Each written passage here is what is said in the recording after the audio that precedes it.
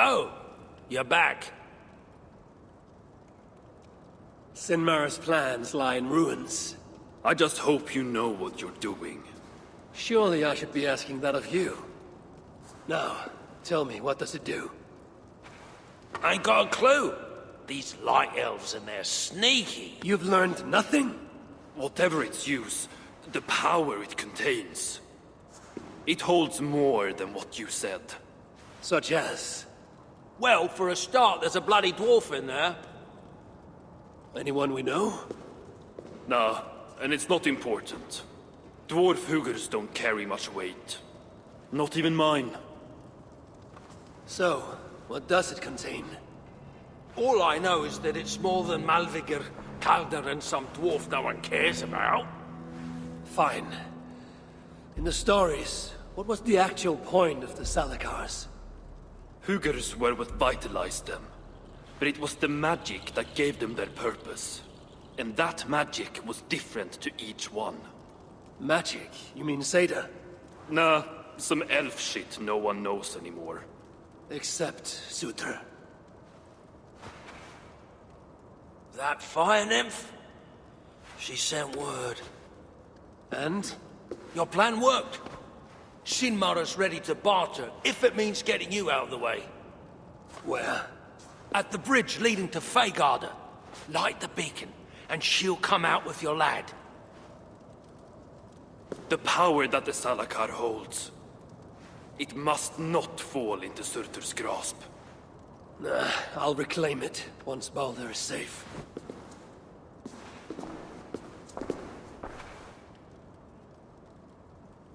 My back is killing me. Is that an Aesir? I've got a bad feeling about this. For once, we're in agreement.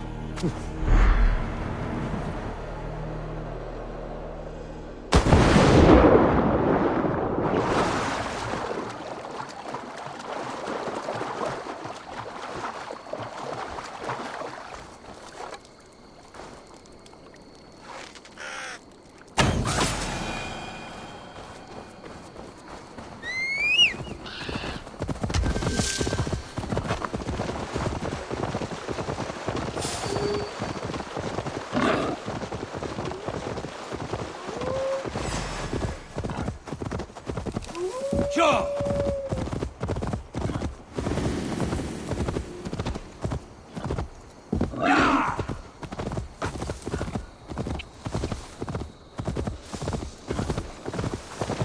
Retaking the Salakar won't be easy.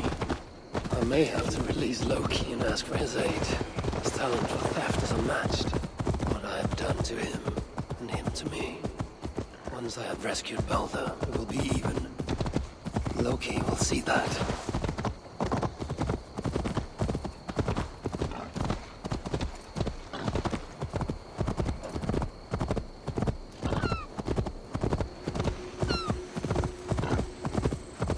I must announce my arrival.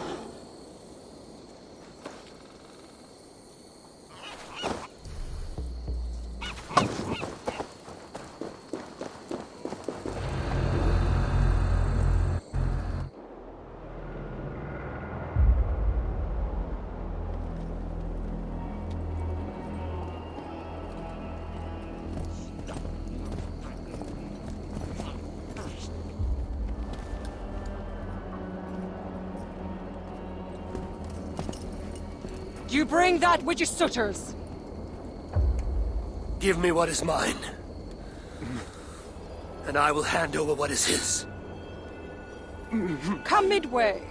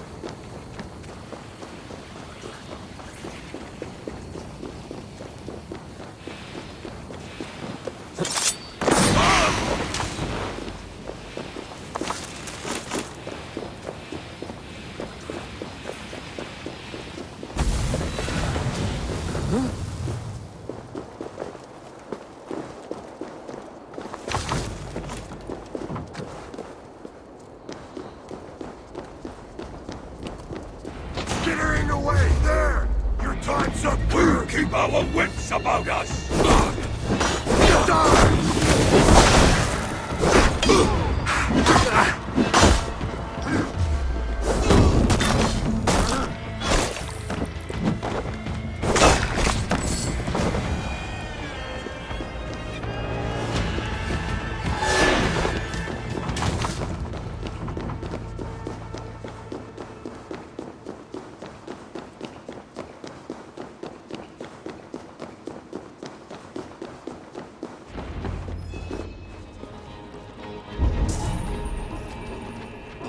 Behind one of these doors. Locked cells. I must find the proper keys.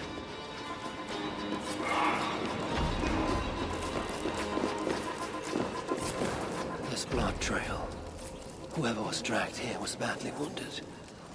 Yet he was strong. It took at least 4 jailers to hold him.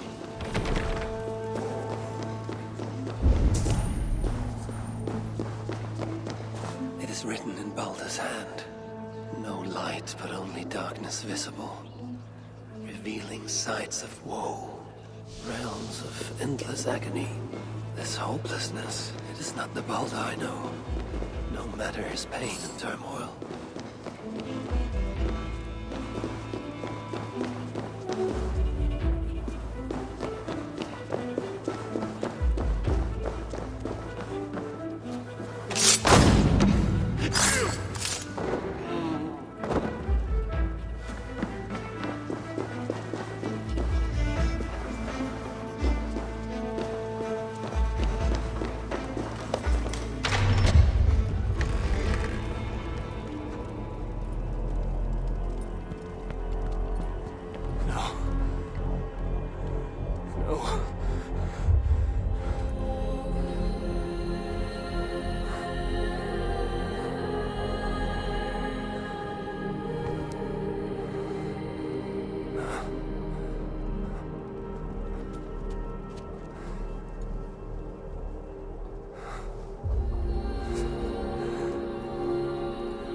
The High One brought low. Mistletoe, symbol of hope, renewal, but not for Balder. We forced so many drafts down his gullet. His torment was quite beautiful. Blind fool. You never saw what was in front of you. Here is your child. His light gone before you even set foot here. And the rest of him? It now skulks in Helheim.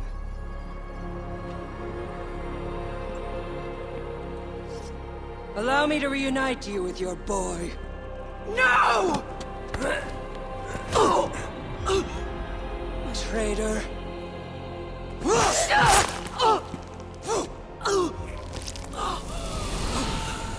You were never worth my effort.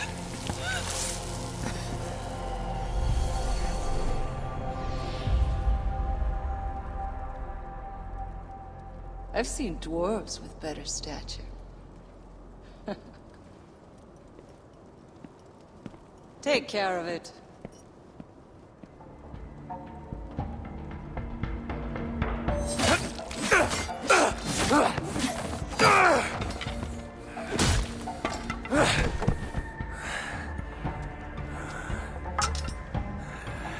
Damn you, Aesir!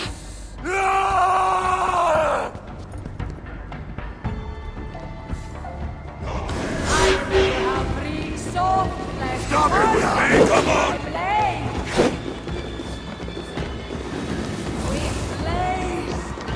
Hey, keep our eyes open! I remember how three soft flesh parted beneath my blade.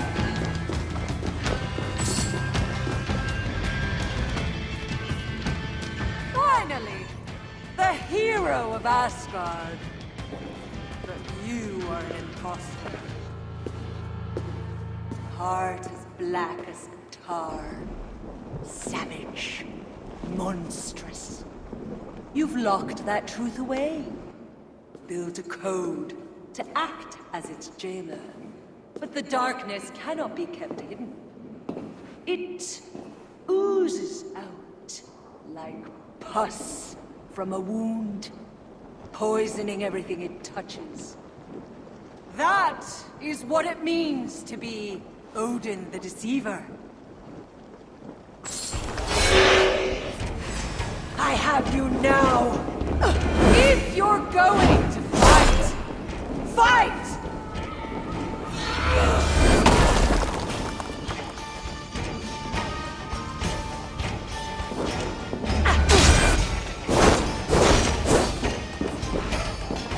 Come, my children!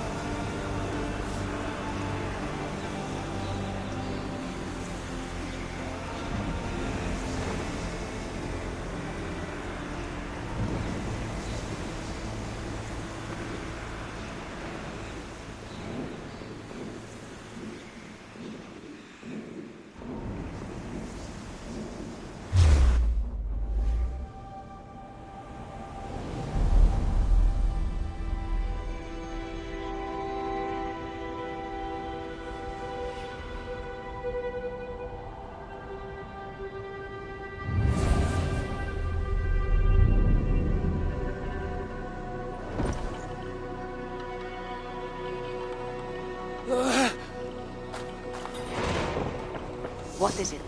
What did you see? All my struggles mattered nothing in the end. My son was lost before I began. His premonition come to pass. Your son? Balder!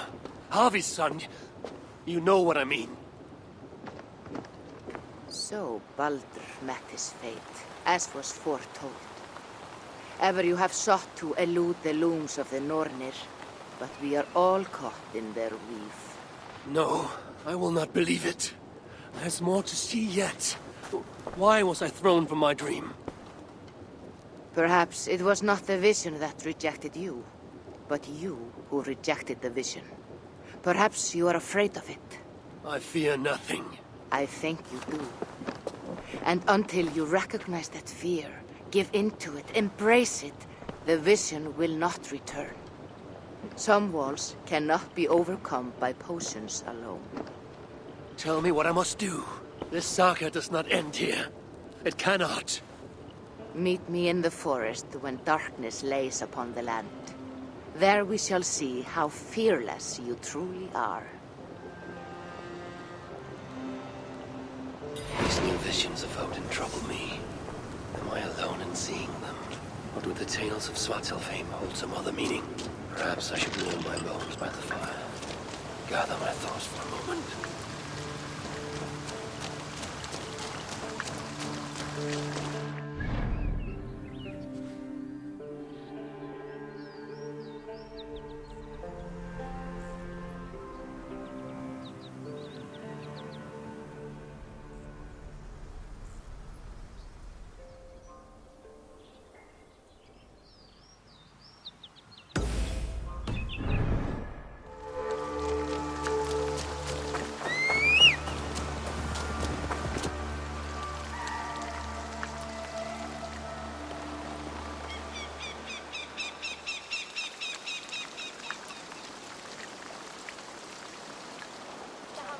Good. Eivor's here. Now we can settle this. What seems to be troubling you? This stick in the mud doesn't want to celebrate Ostara. It's the equinox. The veil between our worlds will be dangerously thin. We need to prepare. Why not both? Prepare for the equinox and celebrate Ostara. I see you have already started on the decorations. Of course we have. Here's what we do. We've also organized some new events and brought back some favorites from you. All this noise and merriment will attract the spirits. I will aid you in protecting the settlement, Aldous. Good. Find me after dark. And before he explains the egg hunt to you, just know I was coerced. Now then, there is much to do. Norvid will need your help decorating, and Maida might need some words of encouragement. She didn't take being crowned the May Queen very well. That is a lot. And this egg hunt. Oh, it's already started. Speak with me when you are ready to start the hunt.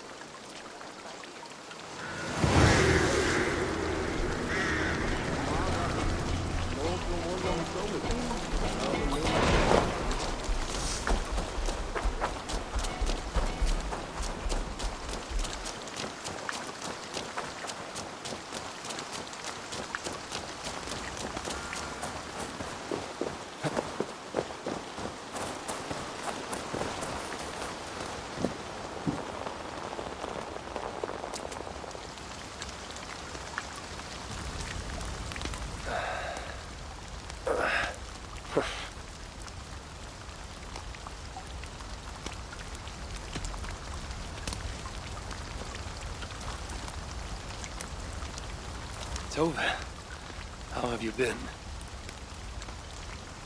The fire made me think of the myths and legends Sven loved. Would you indulge me with a tale? I would be glad to hear of Svartalfheim. I would not tell it half as well, but his favorite was a fable, to remind us to find meaning in our deeds and not in how others think of us. Svartalfheim was not short of legendary dwarven blacksmiths. Everyone has heard of Ivaldir, Brukker, and Sindri. But this tale is of a stonemason, he lived as far south as he could, where Gulnamar meets Vangren. His workshop sat upon the shoreline. Obsessed with glory, his love of masonry had all but died. He scoured the shore, seeking precious stones washed up from other realms. Then he saw it. Something beautiful, glittering, shimmering across the water, upon an island he had never dared travel to. He hastily built a boat, working long into the night. He set sail and found many rocks that sparkled and dazzled upon the island. He cried out in joy. To craft anything from such stones, he would be remembered for all time. Then he felt a sudden sting on his foot. Then another, and another. His eyes adjusted to the dark. So consumed was he by his desire for renown, he failed to realize he had walked into a nest of snakes, until it was already too late. And so, clutching the stone that sealed his fate, there he died. Remembered, yes, but only for his folly. A fine tale, Toby, and well told. Sven would be proud.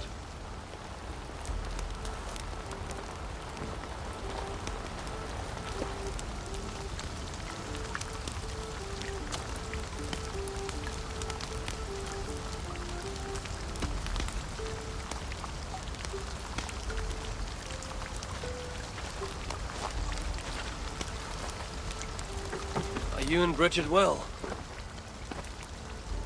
Of course.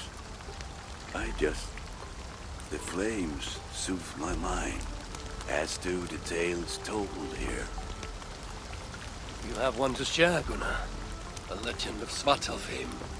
Aye, a story of a king who could not see the wood for the trees. Ragnarok, greatest of dwarven kings. Within his palace in Gulnamar, he wanted for nothing except an heir. Ragnarok and his wife had grown old. Perhaps too old. Late one night, consumed with worry, Ragnarok walked in the shadow of his vast mountain-top palace, tears in his eyes. "The great king! What ails you?" a voice said. Afraid, Ragnarok saw no one. "Who goes there?" he replied. Then he saw who addressed him. A vast and ancient tree, perhaps almost as old as Ymir himself. Ragnarok sat upon its roots and told the tree he feared he was too old to give his subjects the legacy they deserved. The tree was so moved, it wept and offered its tears to Ragnarok. "Drink, great king," it said, "and your woes shall be washed away." Ragnarok observed the grass, the meadows, the leaves of the tree. His subjects' happiness could be seen in how they cared for the land. His legacy was all around him. Ragnarok felt at ease, realizing he had everything he needed, and asked that the land receive the tree's gift instead.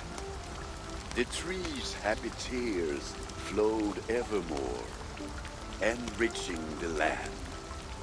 9 moons passed, and a baby's cry rang through Ragnar's palace. Long would dwarves place gifts in the weeping tree's roots, in memory of Ragnarok and his kindness that shaped all he touched. All things happen when they should, old friend. I hope so.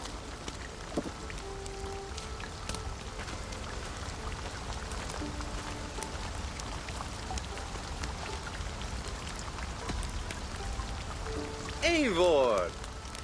Whatever is the matter? Have you been spending too much time drinking Valga's special sauces again?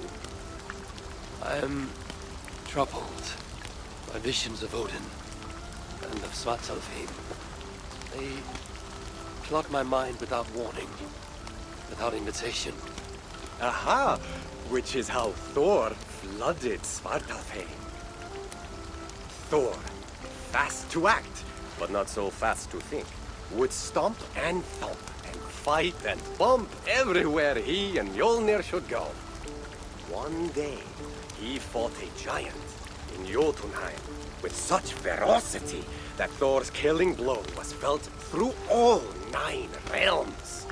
The ground shook, mountains rose up, hills tore apart, creating canyons, and north of Svaladal, the massive lake that housed the springs of Yggdrasil split open, flooding all of Svartalfheim.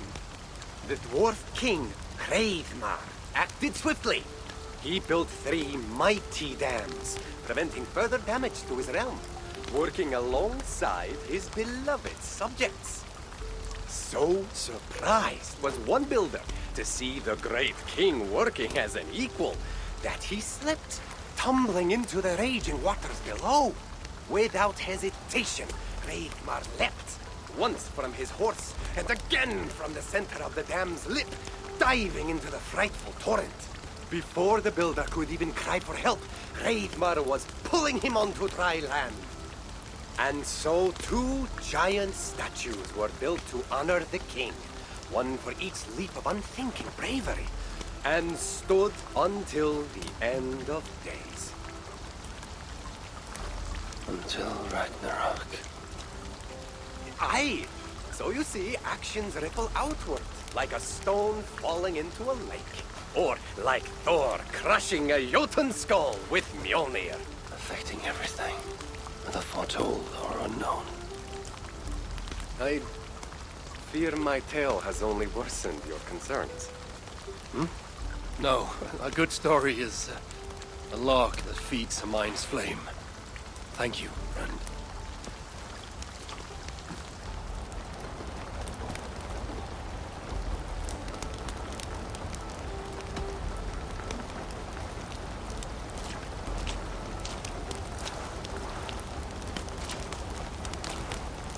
I hear you seek tales of Svartalfheim. You are not alone in your glimpses of the Aesir. You have seen them too. No. Only the power the visions hold, and their effect on those once held dear. You speak of Sigurd. Do you want my tale or not?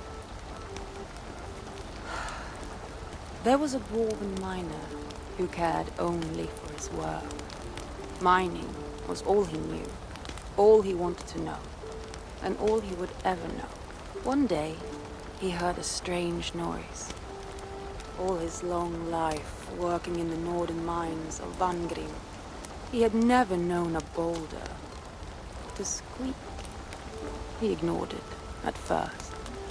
But as the hours passed, the squeaking continued relentlessly. When the miner could take no more, he split the boulder apart with his pick, and then he saw a squirrel. Until now, pinned by the boulder, afraid and tired, the freed squirrel climbed into the miner's long beard and slept for 3 days. When the dwarf awoke the next day, he found fruit and nuts waiting for him. A gift from the squirrel, the first the miner had ever received. Finally, the miner had a friend. The squirrel led the dwarf to a stone hill within a lake. There, the dwarf would fish for supper, while the squirrel played in the trees. One night, watching his fishing line, the dwarf drifted off to sleep, smiling, enjoying the happy squeaks of his friend above. When the sun rose, its light did not find the dwarf, for he had turned to stone, his short-lived bliss captured evermore. The squirrel? It never left his side, hoping his friend would awaken, just as the miner had waited for the squirrel to do the same. Sigurd. He's not lost to us.